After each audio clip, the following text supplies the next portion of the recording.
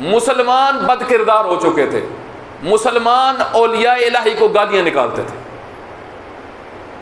ولی خدا کو، مرجع کو، جو دین کا اسپیشلسٹ تھا اس وقت. دقت کریں، اس وقت مسلمانوں کے اندر جس وقت شامیوں نے گالیاں شروع کروائی، مجھے بتائیں اس ٹائم پورے عالم اسلام میں مرجع دین کون تھا؟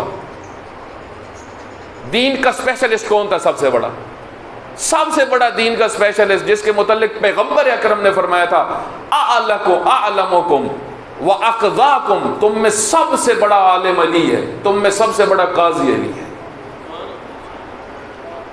تم میں سب سے بڑا علم والا، تم میں سب سے بڑا قاضی، تم میں سب سے بڑا اللہ سے وفا کرنے والا، اوفاکم بعہد اللہ، سب سے زیادہ زمین کے اوپر میرے بعد اللہ سے وفا کرنے والا علی ابن ابی طالب ہے. تو کن کو مسلمانوں نے گالیاں شروع کی؟ دقت کریں، کن کو؟ مرجع دین کو، جو دین کا سب سے بڑا اسپیشلسٹ اور دین میں سب سے زیادہ نظر رکھنے والا اور اللہ کے حلال اور حرام سے سب سے زیادہ آشنا، جو ناسخ و منسوخ ہر چیز کا علم رکھتا تھا، اس کو اسپیشل ٹارگٹ پہ لایا گیا.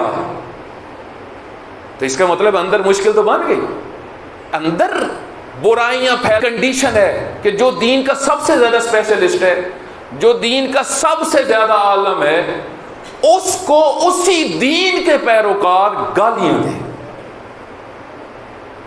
یہ شروع ہوا تو بگاڑ باہر سے تھا یا اندر سے؟ اندر سے. اصلاً دقت کریں، بنو امیہ نے کیا کیا ہے؟ بنو امیہ نے باہر کو خراب نہیں کیا، بنو امیہ نے اندر ساری مشکل کھڑی کی، مسلمانوں کو بہت بری کنڈیشن میں لے گئے، مسلمانوں کو